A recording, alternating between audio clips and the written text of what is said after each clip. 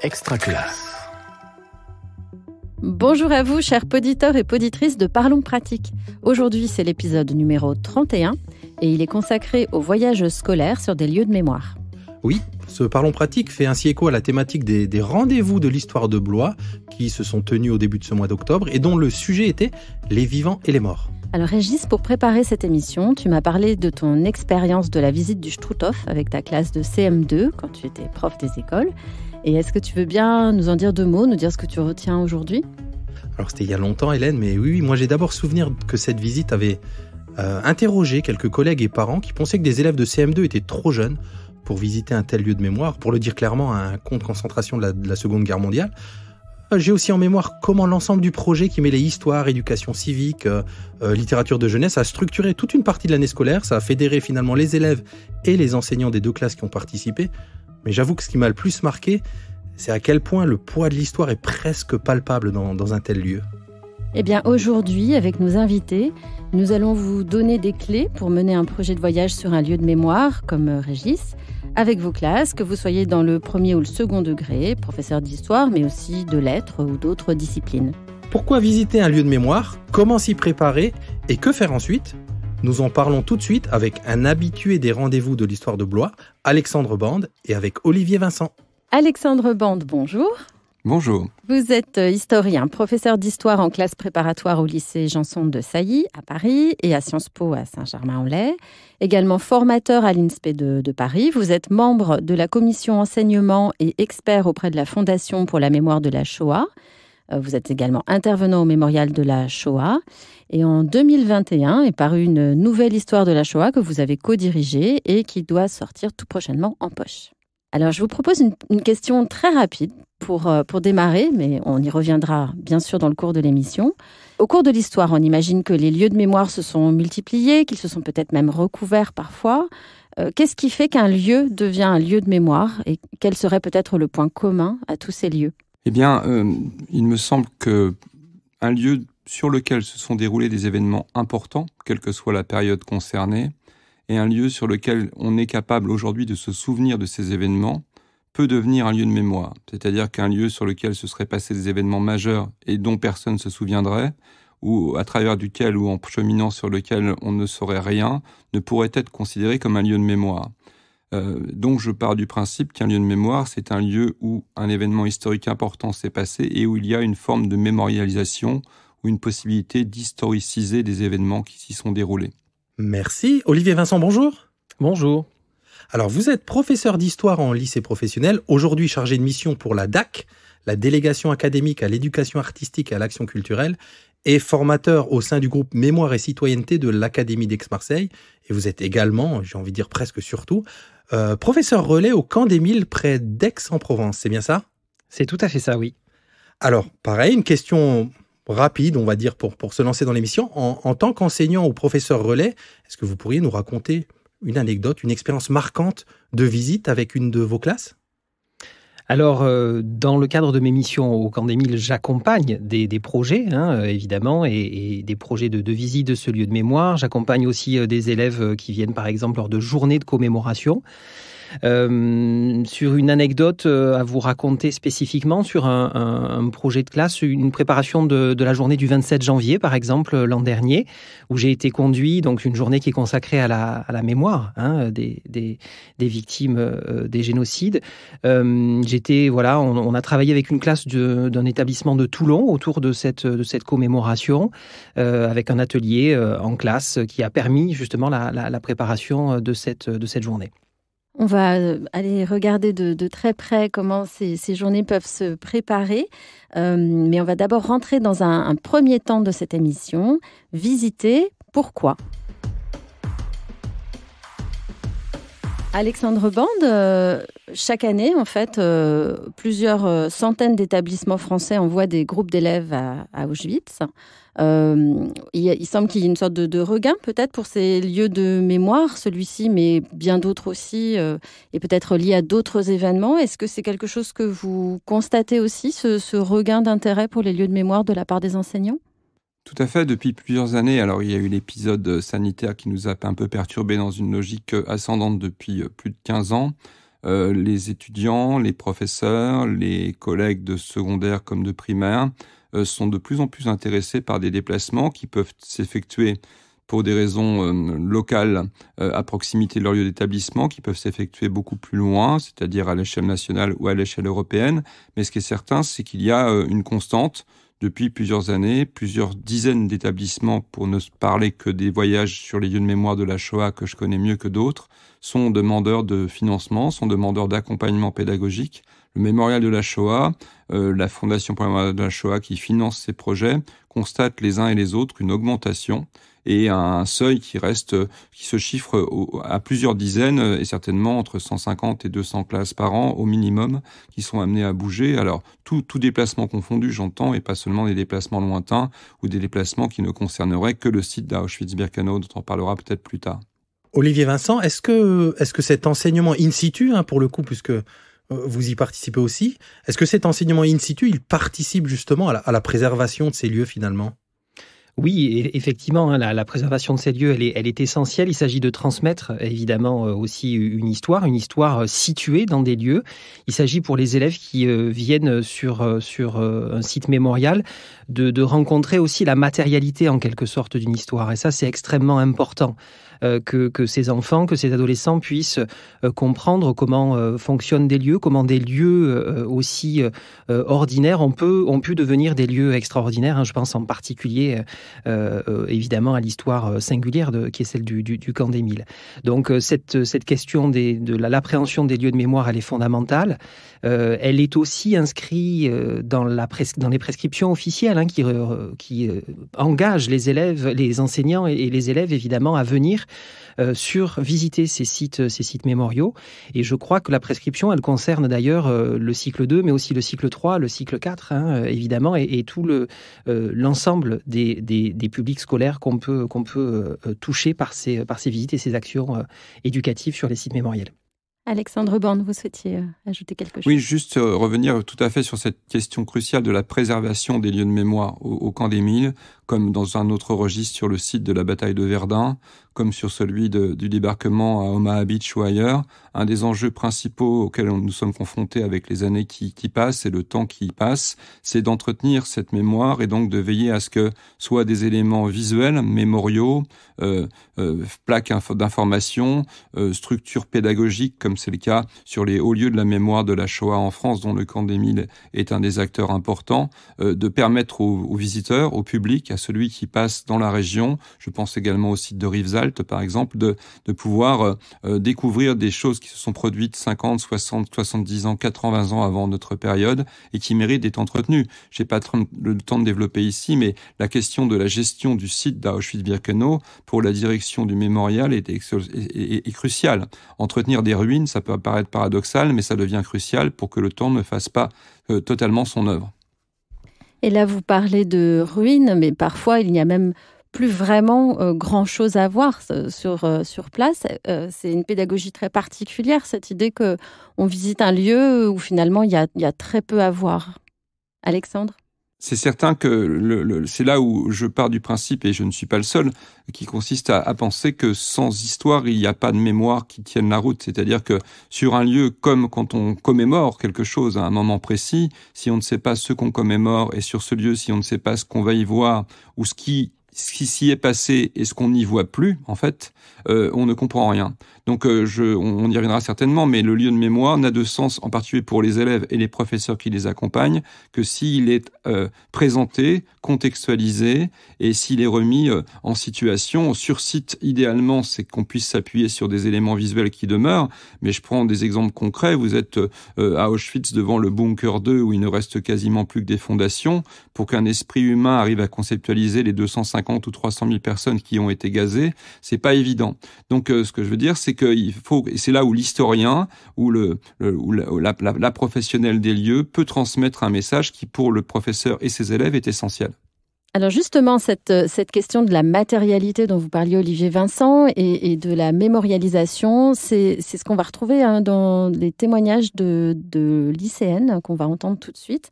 Ce sont des archives de Réseau Canopé dans lesquelles on a retrouvé ces témoignages d'élèves qui ont visité Auschwitz-Birkenau dans les années 2014. L'enseignant, dans cet extrait, demande à ses élèves qui ont participé à ce voyage de parler de leur expérience. Et elles nous en disent, donc c'est vraiment des extraits. Mais elles disent des choses, je pense, sur lesquelles on va pouvoir rebondir. Je pense que c'est surtout les fours crématoires. C'était l'après-midi. Et arriver dans cet endroit et se dire qu'ils étaient tous, la plupart d'entre eux, des juifs étaient passés par là. Je sais pas, c'était marquant parce que, à partir de là, il n'y a plus un seul bruit. On sentait vraiment une sorte l'atmosphère était hyper pesante. C'était très très fort.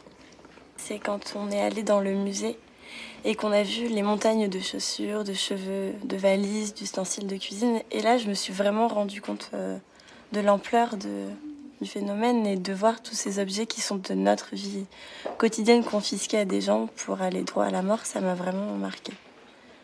Et après, les rails, surtout. Le long chemin en perspective qu'on voit quand on est à Auschwitz II. Voilà, c'est ça surtout. On se rendait pas vraiment compte et c'est vrai que même si on a eu beaucoup de cours dessus, on n'arrive pas à mettre des visages quand on n'a pas de la famille qui est passée par les camps. On se rend pas forcément compte de ce qu'ils ont pu ressentir. Et c'est vrai que là, on a plein d'émotions parce que tout d'un coup, on se dit waouh, il y a un homme qui a porté ses lunettes et il y a une femme qui a utilisé cette cuillère ou des choses comme ça. Et c'est un petit peu bizarre. On se met aussi à la place de ces gens et on se dit c'est quand même plein. C'est leur vie qui est étalée comme ça devant nos yeux et ça c'est assez émouvant. Olivier Vincent, on entend donc dans ces retours d'élèves à la fois effectivement l'importance de la source du lieu, de la matérialité, et puis aussi l'importance de l'émotion. Est-ce que ce sont ces deux éléments qui justifient ces voyages ?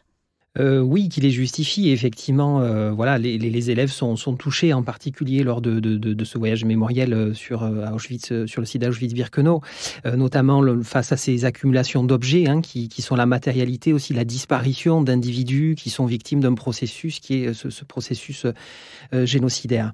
L'objectif, c'est évidemment d'accueillir ces émotions et les émotions des élèves, de les objectiver aussi. Et ce travail préparatoire en amont, ce travail historique, il permet aussi d'appréhender ces lieux. Mais c'est vrai que la confrontation avec ces lieux touche, bouleverse évidemment des jeunes adolescents. Et donc, il y a tout un travail aussi, sans doute, sur les émotions à faire avec eux, notamment des temps de parole peut-être, des temps d'explicitation. Et de ce point de vue-là, le travail que mène le Mémorial de la Shoah est remarquable, avec des historiens qui accompagnent la visite, avec des témoins aussi qui accompagnent et qui permettent aussi de mieux comprendre ce qui s'est joué dans ce lieu évidemment tragique de l'histoire du XXe siècle. Dans cette partie, on est toujours sur le pourquoi, et je faisais exemple dans l'introduction d'un voyage avec des élèves de CM2. Alexandre Bande, ce type de voyage, selon la préparation et selon ce qu'on a envie de transmettre aux élèves, il est possible pour les élèves de tous âges ? Alors, en France, concernant les conflits mondiaux, Première et Seconde Guerre mondiale, qui sont susceptibles ici de nous intéresser plus particulièrement, l'enseignement de ces périodes s'effectue à 3 niveaux: au niveau du primaire, au niveau du collège, au niveau du secondaire, qu'il soit général ou professionnel. Donc, en l'occurrence, les professeurs ont des possibilités multiples.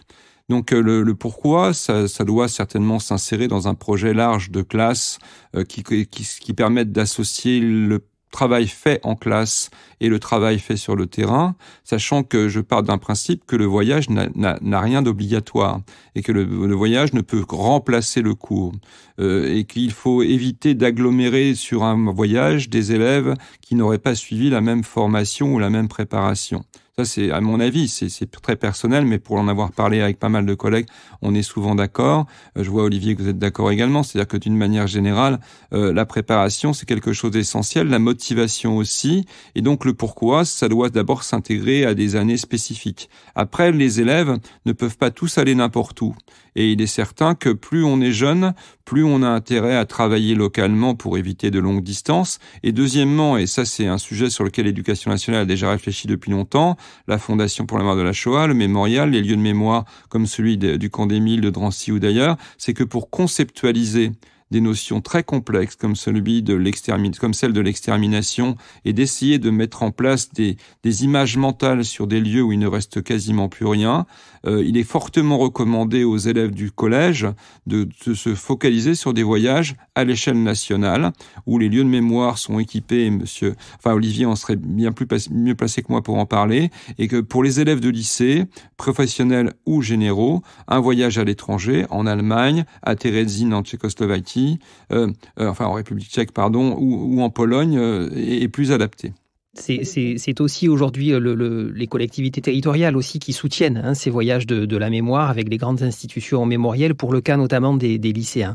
Évidemment, l'enjeu c'est de se dire que ces lieux-là ne sont pas des lieux comme d'autres évidemment, et que il faut à tout prix que le travail qui est conduit soit adapté au niveau des élèves. C'est ce que disait Alexandre Bande tout à l'heure.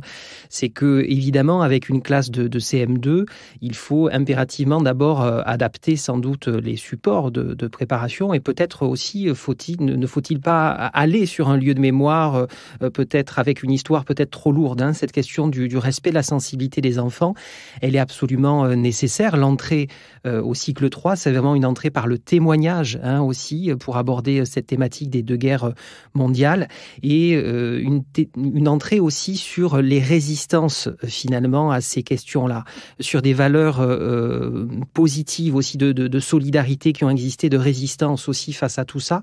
Et ça, c'est extrêmement important, je crois, de se dire que dans cette histoire tragique aussi, des gestes héroïques ont eu lieu, portés par des valeurs, des principes, et évidemment, on voit tout le lien qu'on peut faire aussi ici, dans un cadre beaucoup plus large, qui est celui du parcours citoyen de l'élève et de l'enseignement moral et civique. Peut-être pour terminer sur cette question des objectifs, Alexandre Bande, est-ce que vous pensez que l'approche sensible est un préalable indispensable finalement avant une réflexion historique, peut-être aussi citoyenne ? Alors, à titre purement personnel, pas du tout. Mais je sais que certains collègues ou certains établissements privilégient l'approche sensible, en particulier quand il s'agit d'une démarche mémorielle qui peut être inscrite dans une école confessionnelle, on va dire ça comme ça. Mais d'une manière générale, personnellement et avec mes collègues du Mémorial de la Shoah, nous privilégions plutôt l'approche pédagogique, tout en ne niant pas la possibilité de la sensibilité, de la réaction et de l'émotion sur le lieu lui-même. Mais il est fort peu, il me semble fort peu nécessaire d'exercer une forme de pression sur les élèves avant le départ, en leur disant vous allez voir ça va être dur, ou on va ressentir des choses terribles, parce que généralement ce qui se passe, et d'ailleurs on parlait de l'émotion, j'ai pas rebondi dessus tout à l'heure, mais c'est qu'on peut avoir des élèves de tous âges qui ressortent en n'ayant aucune émotion et qui parfois s'en veulent même en me disant monsieur je suis embêté, j'ai rien ressenti, et moi je leur dis c'est pas grave, ce qui compte c'est que vous reveniez avec des connaissances et pas notamment vous êtes en ayant eu mal à l'endroit où vous vous trouviez. Donc l'émotion c'est peut-être pas un préalable, mais par contre, contrairement également à d'autres collègues ou à d'autres structures, il ne faut pas la nier, il ne faut pas l'écraser par le poids de l'information, et il faut lui laisser toute sa place. Et donc si elle surgit dans le cadre du voyage, de la préparation, de la restitution, là il y a un autre enjeu, c'est savoir la canaliser et la gérer. Olivier Vincent, sur cette question ? Oui, je partage évidemment ce qui est dit. Je crois que cette approche sensible, elle doit aussi sans doute s'appuyer sur une approche aussi réflexive. Et ça, c'est extrêmement important. C'est-à-dire que, encore une fois, un voyage de la mémoire, ça se prépare en amont, ça demande à construire un projet qui soit le plus cohérent possible, avec des objectifs d'apprentissage. Encore une fois, tout à l'heure, on parlait des potentialités locales et les services services d'archives départementaux, là aussi, ont des professeurs relais qui sont des professeurs ressources en termes d'archives et qui peuvent un travail en archives qui peut là aussi participer finalement de cette préparation plus globale et de comprendre comment des politiques vont se mettre en place à l'échelle locale et vont avoir un impact évidemment très très fort. Donc tout le travail d'histoire que l'on peut faire en amont, il est absolument fondamental pour essayer d'une certaine façon alors pas de neutraliser évidemment les émotions des élèves, mais en tout cas de les objectiver. Alors vous nous offrez un pont d'or et on croque déjà sur la deuxième partie dans laquelle on arrive, qu'on a intitulée sobrement « Visiter comment ». Et donc dans cette partie, l'idée c'est de donner quelques clés pour mener un projet de voyage mémoriel, à la fois d'un point de vue organisationnel et pédagogique. Alors Alexandre Bande, vous qui étudiez les dossiers déposés par les établissements pour obtenir le soutien de la Fondation pour la mémoire de la Shoah, quelles sont les caractéristiques pour un projet solide ? Eh bien, pour un projet solide, il y a plusieurs caractéristiques. On le disait il y a un instant, il faut qu'il y ait une adéquation entre l'âge des élèves qui partent et le lieu de destination. Donc, il est certain que, pour donner un exemple concret, une classe de CM2, en prenant un exemple extrême, bien sûr, qui voudrait aller à Auschwitz n'obtiendrait pas notre soutien, bien entendu. Il faut donc qu'il y ait une sorte d'adéquation. Il faut idéalement que le porteur du projet démontre une forme d'expérience, ou tout au moins qu'il sera accompagné par des gens qui soient expérimentés. C'est pour ça que le mémorial de la Shoah, entre autres, mais surtout lui et les mémoriaux à l'échelle locale, je sais que ça se fait au CERCIL, ça doit se faire certainement également sur le camp d'Émile ou ailleurs, peuvent accueillir des enseignants pour les former localement. Donc que l'enseignant ait une démarche de formation, parce que je pense qu'on ne va pas à Auschwitz, que je connais bien, une fois avec ses élèves sans y avoir jamais été avant. Enfin, c'est possible, hein, c'est tout à fait possible, mais c'est potentiellement à risque pour des raisons qu'on pourrait développer ultérieurement. Donc cet indicateur-là va être important. Je synthétise en revenant également ensuite sur la préparation, les ouvrages utilisés, les films proposés aux élèves s'il y en a, le contact avec un témoin ou justement un lieu de mémoire local. Ça, c'est un plus qui est très important. Et aussi la capacité que va avoir le porteur du projet et le groupe qu'il accompagne de proposer une restitution qui semble s'inscrire dans la perspective du projet voyage. Et idéalement, c'est pas toujours faisable, mais si en plus on s'appuie sur des considérations locales, une mémoire locale, la trajectoire d'élèves ou la trajectoire de personnalités locales, ça donne du sens, car un des enjeux qu'on étudie nous à la FMS, mais que d'autres regardent et que d'autres connaissent aussi, c'est qu'on en revient au pourquoi et au comment mêler, c'est que l'élève et les parents ou les collègues qui doivent accompagner le projet le saisissent mieux si on a tout ce package, si je puis dire, global. Olivier Vincent, vous êtes un peu des deux côtés de la barrière. Vous avez été enseignant qui emmenait ses classes dans ce type de voyage. Et puis, vous êtes aussi médiateur, on peut dire de cette façon-là, au camp d'Émile. Est-ce que vous pouvez nous parler de la relation entre l'enseignant et les médiateurs ou les guides ? C'est-à-dire, jusqu'où il laisse la main ? Il laisse sa classe au guide ou au médiateur, ou est-ce qu'il intervient ? Comment ça se passe un peu ? Alors, sur les visites au site mémorial, effectivement, ce sont les médiateurs qui sont en charge des groupes scolaires. Évidemment, il y a une interlocution avec les professeurs qui sont présents. Il peut y avoir une coloration qui est donnée à la visite. Je pense en particulier, alors pour l'histoire spécifique du camp d'Émile, mais des visites qui ont peut-être une dimension qui s'intéresse un peu plus à la dimension des artistes qui vont être internés. C'est la première période de l'histoire du camp d'Émile. Donc voilà, on peut comme ça, en fonction des projets, évidemment, identifier chez les enseignants, ajuster au mieux la proposition de visite, ça c'est certain. Pour rebondir sur ce que disait Alexandre Bande tout à l'heure, effectivement, ça se prépare un projet, évidemment, ça se prépare bien en amont. Là, je voudrais partager mon expérience d'enseignant, évidemment. Ça se prépare d'abord sur, effectivement, le financement d'un voyage comme celui-ci, d'un projet. Ça veut dire de la formation, Alexandre Bande le disait très bien, bien et ça me semble absolument essentiel. Là aussi, les réseaux de mémoriaux ont des professeurs relais et pour ce qui est du cas du camp d'Émile, nous avons des formations qui sont inscrites au plan académique de formation et qui permettent justement de faire un vrai travail sur ces questions-là. Ça nécessite aussi une connaissance un petit peu du terrain local et des archives locales qui sont à disposition. Et là, j'insiste aussi là-dessus parce que je crois beaucoup en cette approche de l'histoire locale et je crois beaucoup à des histoires qui sont situées, qui suivent des individus, des trajectoires. Moi, j'avais fait un projet avec une classe de première bac pro sur l'histoire du Marseille de la Seconde Guerre mondiale et on était allé finalement aujourd'hui sur les traces même de la ville, d'une ville qu'il parcourt tous les jours, retrouver cette mémoire enfouie, retrouver des lieux où évidemment où Jean Moulin par exemple se cachait, à l'hôtel Océania, où Anna Segers, également réfugiée ici, se cachait. Et donc, si vous voulez, ce parcours, cette cartographie dans la ville permet de faire se rencontrer aussi le passé et le présent. En fait, tout le travail qu'on peut faire avec les élèves, c'est un travail d'être le trait d'union finalement entre des histoires tragiques, douloureuses passées et la jeunesse d'aujourd'hui. C'est vraiment l'enjeu. Sur la formation également, peut-être évoquer les référents académiques aussi mémoire et citoyenneté, qui sont souvent les IAIPR pour le second degré d'histoire-géographie, mais pas tout le temps, et également des groupes de formateurs, mémoire et citoyenneté, qui sont présents, qui participent au plan académique de formation et qui ont une vraie connaissance, pour le coup, des archives locales et qui peuvent être une ressource vraiment très importante pour les collègues qui souhaiteraient se lancer dans ce genre de projet.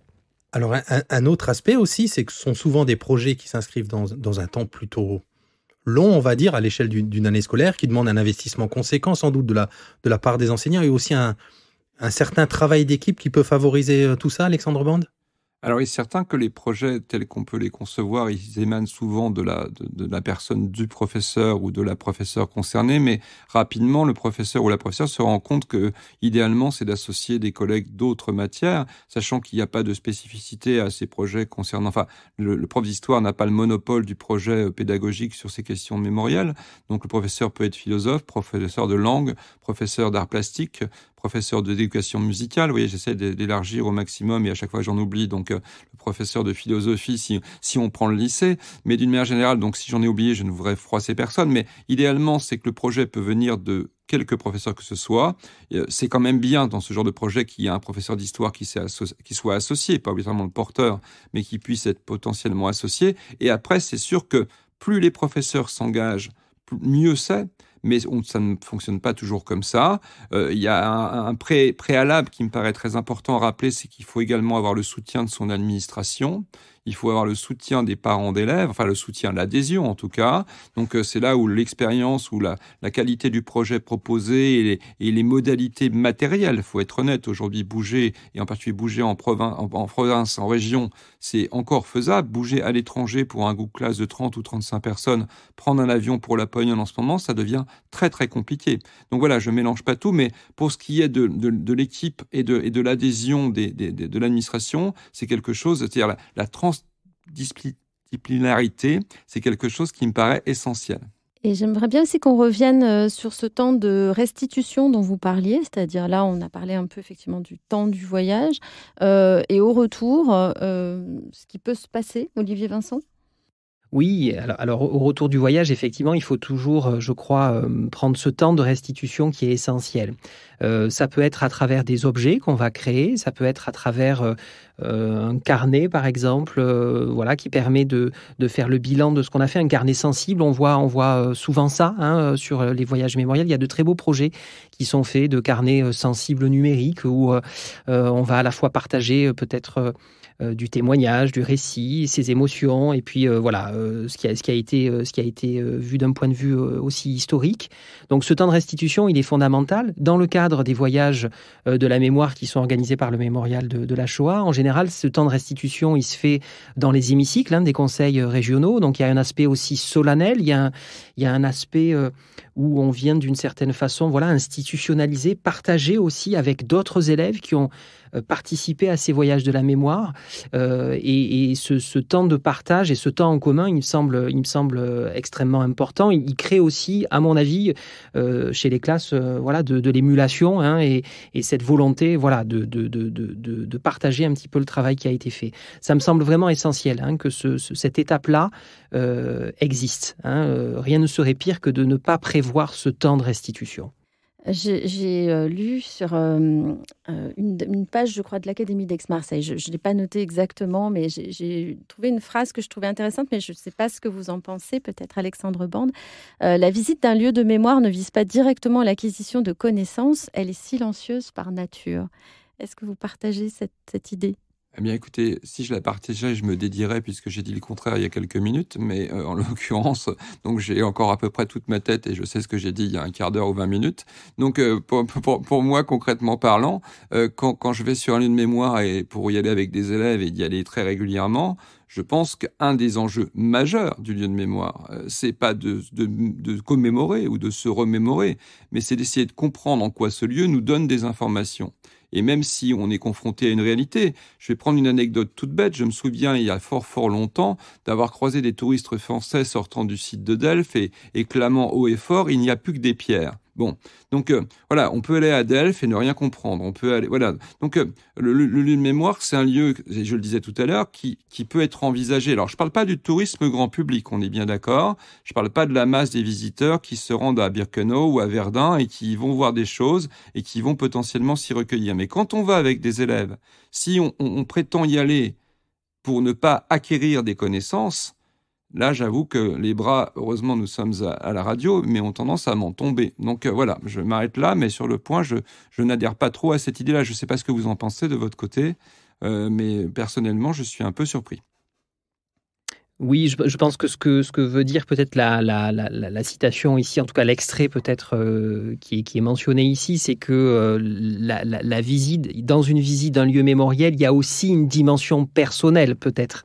Et de ce point de vue-là, la réception des lieux, effectivement, elle est à la fois personnelle, intime, c'est les émotions qu'on peut avoir face à un lieu, voilà. Mais effectivement, dans le cadre d'une visite scolaire, normalement, le travail d'histoire est fait en classe doit permettre une appréhension de la connaissance historique et des faits historiques de ces lieux, et donc encore une fois, doit permettre de mieux appréhender ces lieux-là. Alexandre, allez-y. Oui, brièvement, une brève réaction. C'est de l'intérêt d'être deux interlocuteurs, parce qu'il y en a un qui tempère et qui modère les propos de l'autre, c'est merveilleux.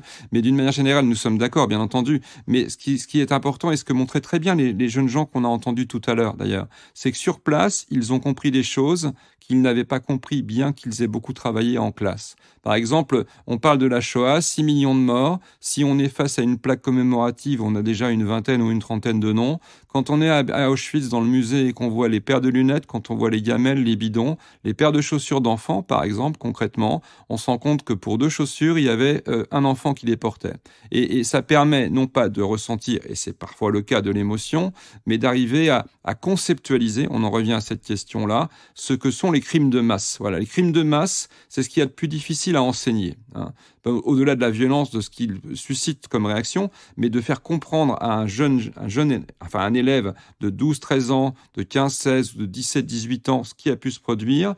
Bien sûr, on peut tout à fait réussir un parfait ensemble de séquences sur la Shoah en classe et rater complètement son voyage et faire l'inverse. Mais le voyage, s'il est bien connecté avec la séquence en classe, il doit permettre non pas d'apprendre beaucoup de choses, mais de compléter des choses qui ont été vues.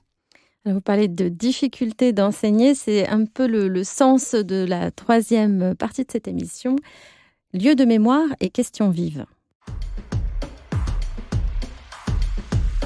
Olivier, vous avez enseigné en lycée professionnel à Marseille, si je ne me trompe pas. Oui, c'est ça. Donc, dans une ville où le moins qu'on puisse dire, c'est qu'il y a beaucoup d'histoires et de mémoires qui peuvent cohabiter. Dans un tel contexte, est-ce que vous vous êtes déjà dit que faire ce type de projet, c'était risqué ? risqué pour vous et peut-être aussi pour certains élèves? Alors évidemment, quand on est enseignant, on essaye toujours d'anticiper les problématiques qui pourraient survenir.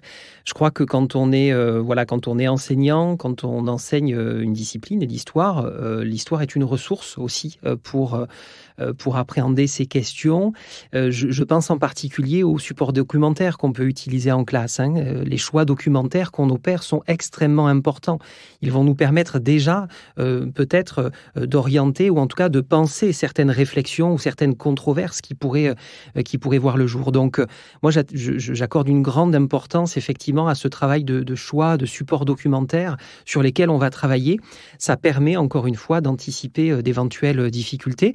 Mais je dois dire que depuis que j'enseigne, bon, oui, effectivement, il peut y avoir des paroles, mais d'une certaine façon, on arrive aussi, encore une fois, grâce à un travail d'histoire, et j'insiste là-dessus, à poser les choses et à poser les connaissances, et d'une certaine façon à répondre peut-être à des propos qui pourraient être perçus, qui pourraient être déplacés parfois.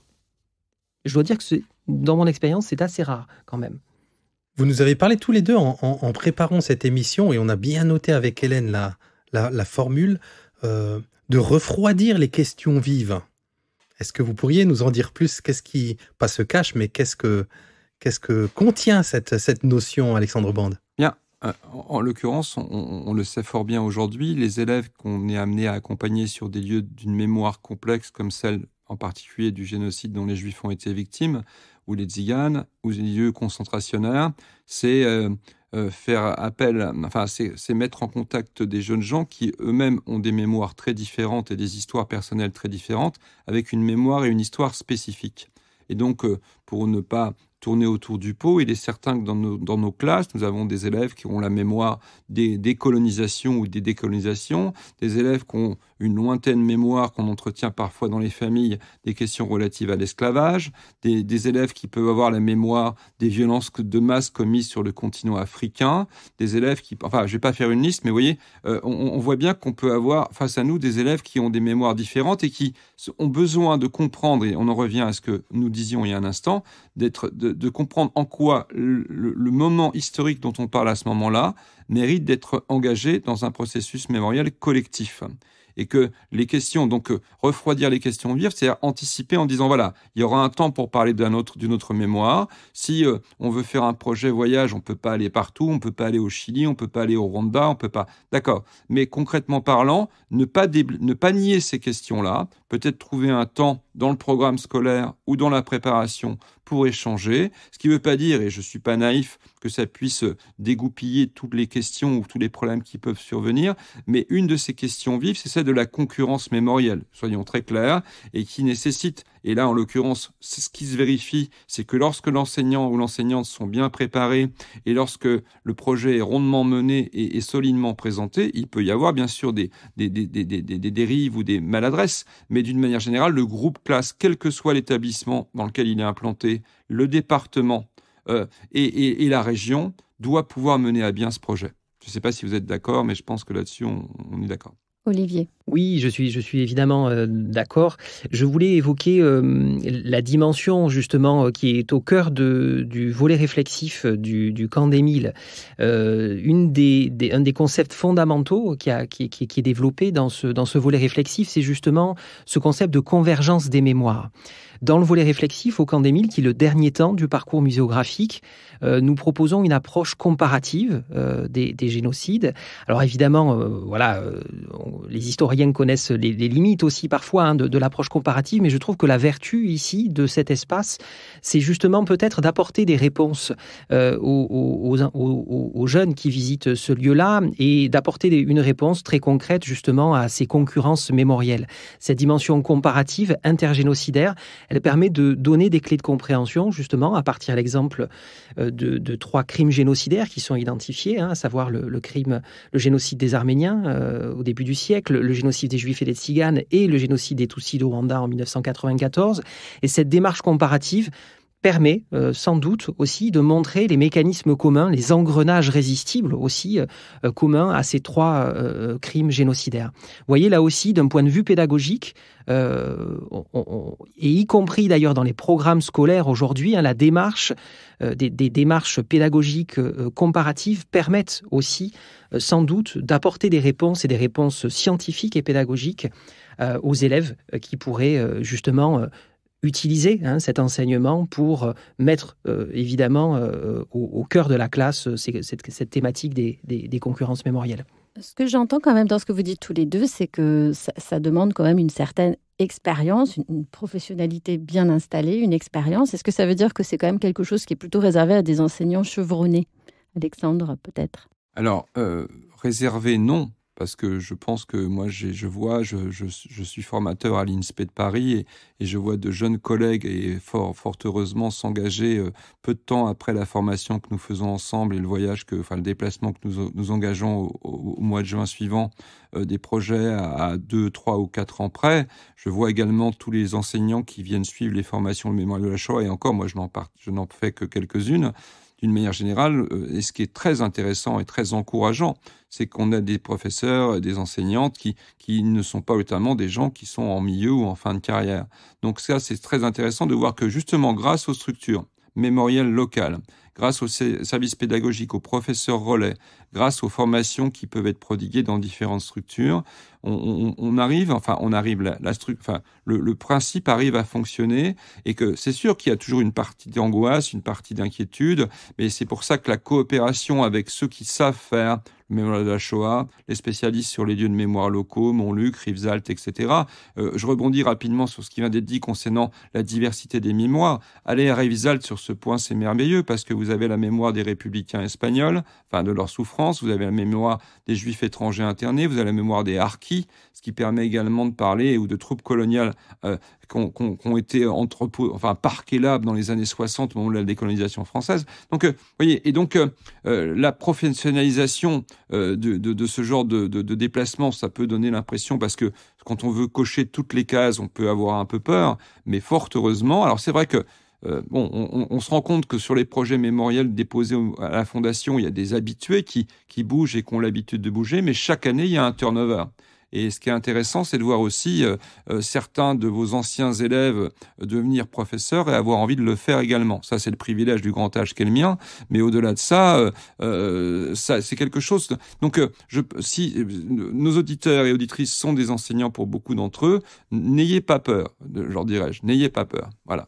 Oui, je rajouterais évidemment qu'un tel projet demande aussi un niveau d'engagement important, en temps, en recherche, en sollicitations diverses, et que donc il faut aussi mesurer l'ampleur du projet sur ces questions et sur ce que ça demande et ce que ça... Alors ça apporte énormément évidemment, mais en termes d'engagement évidemment, c'est un temps de travail qui est conséquent aussi pour les enseignants, pour appréhender encore une fois au mieux l'objet sur lequel ils travaillent toute l'année. Alexandre, vous vouliez réagir ? Oui, c'était aussi très mobilisateur en termes d'énergie. Il faut quand même avoir une sacrée énergie et s'inscrire sur le temps long pour porter le projet, le mener à bien, pas s'écrouler en plein milieu de la visite. Et dernière chose, penser justement à gérer sa propre émotion, parce qu'elle peut surgir n'importe quand, même après plusieurs voyages à des endroits qu'on connaît bien. Donc ça aussi, l'enseignant doit faire preuve devant ses élèves d'un maximum de retenue et ne pas se retrouver dans la posture d'être lui-même saisi par l'émotion et la force du lieu, formule que j'apprécie tant. Je trouve qu'on est parfait pour passer à la dernière partie en tout cas l'avant-dernière partie de l'émission, l'inspiration des invités. Et donc, pour finir, chers invités, on vous a demandé, on ne vous prend pas à froid, évidemment, ce serait trop difficile, mais de partager avec les auditeurs et les auditrices une référence, une inspiration, ce que vous voulez autour de la thématique de l'émission. Alors, on va peut-être commencer par Olivier Vincent. Alors, je voulais partager avec vous un outil pédagogique qui a été donc créé par la fondation du Camp d'Émile, Mémoire et Éducation. Cet outil, c'est un outil à destination de la jeunesse qui s'appelle Petit manuel de survie démocratique. Cet outil, en fait, reprend la démarche pédagogique et scientifique du volet réflexif de la fondation. Il est à destination de la jeunesse. Il est en libre accès sur le site web du Camp d'Émile et il permet, là encore, de comprendre, de donner des clés de compréhension à partir de cette comparaison des 3 événements génocidaires dont je parlais tout à l'heure, donner des clés de compréhension pour comprendre finalement comment une société peut basculer du racisme au crime génocidaire. Donc c'est un outil pédagogique à destination des enseignants mais aussi des élèves qui est à disposition sur le site web de la Fondation. Merci. Alexandre Bande ? Alors personnellement, j'ai surtout envie de parler, même brièvement, d'une femme qui m'a beaucoup marqué l'an dernier, qui s'appelle Lisette Jovigno, que j'ai accompagnée sur le lieu qui est à Auschwitz-Birkenau avec un petit groupe, et qui était la seule survivante de sa famille de la rafle du Veldiv. Et je lui dédie, si je puis dire très modestement, ces quelques minutes d'émission, et j'espère qu'elle nous écoutera. Lisette avait été arrêtée avec sa mère, sa sœur, le 16 et 17 juillet 1942. Elle a eu la chance de sortir du Veldiv à cause d'une varicelle. Elle a survécu à la déportation, puisqu'elle n'a pas été déportée, mais sa mère et sa sœur ont été assassinées à Auschwitz, son père peu de temps après. Et j'ai eu l'immense privilège de pouvoir l'accompagner. Elle m'avait demandé ce déplacement au mois d'octobre dernier, il y a tout juste 1 an.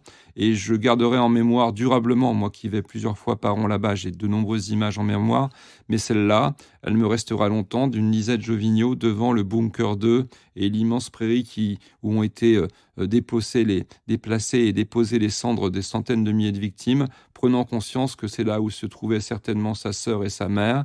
Et je pense que si on cherche une des raisons de se pencher et de s'intéresser à la force que peuvent avoir les lieux de mémoire, bien sûr, nul n'a cette possibilité de pouvoir toucher d'aussi près le lien entre l'histoire, la mémoire personnelle et l'émotion, mais c'est quelque chose que je garde. Donc, comme vous m'aviez dit que j'avais carte blanche, j'ai parlé de Lisette. Voilà. Merci beaucoup, Alexandre Bande, et merci à Olivier. Difficile de conclure après ce témoignage, mais justement, c'est peut-être justement l'idée que les témoins sont de moins en moins nombreux et que les lieux de mémoire, d'une certaine façon, prennent le relais pour les enseignants. Moi, je retiens, Alexandre, que vous nous avez dit qu'il ne fallait pas avoir peur. Et je retiens aussi d'un témoignage de lycéens aussi que j'ai écouté pour cette émission, qui avait vraiment témoigné de l'importance du collectif de la classe et de la façon dont ils s'étaient soutenus mutuellement. Et que c'était aussi ça un des grands apports peut-être du fait de visiter, de faire ce voyage avec un groupe qui ressort vraiment plus soudé après. Je pense que vous l'avez peut-être vécu Absolument. Aussi. Tout à fait, oui, aussi. Également. Merci aussi à notre collègue Cyril Roy, qui est co-auteur du web documentaire Les 2 albums d'Auschwitz en ligne sur le site de Réseau Canopé. Et merci aussi à Dominique Trimbure, chargé de mission à la Fondation pour la mémoire de la Shoah, pour la préparation de cette émission. Merci à tous les deux. Lieu de mémoire, plus qu'un voyage, un épisode Parlons pratique préparé et animé par Régis Forgione et Hélène Audard. Réalisé avec l'appui technique de l'équipe audiovisuelle de Canopé Île-de-France et d'Hervé Dusson, Atelier Canopé 13, Marseille. Montage et mixage, Simon Gattegno. Coordination de production, Luc Taramini, Hervé Thury et Magali Devance. Directrice de publication, Marie-Caroline Missire. Suivez-nous sur extraclasse.réseau-canopé.fr ou sur votre plateforme de podcast préférée pour écouter tous les épisodes dès leur sortie. Une production Réseau Canopé 2023. Donc, il nous met le petit tapis sonore, c'est ça ? Je crois qu'il est parti chercher un tapis, mais je ne sais pas s'il est parti chez Saint-Maclou. Extraclasse.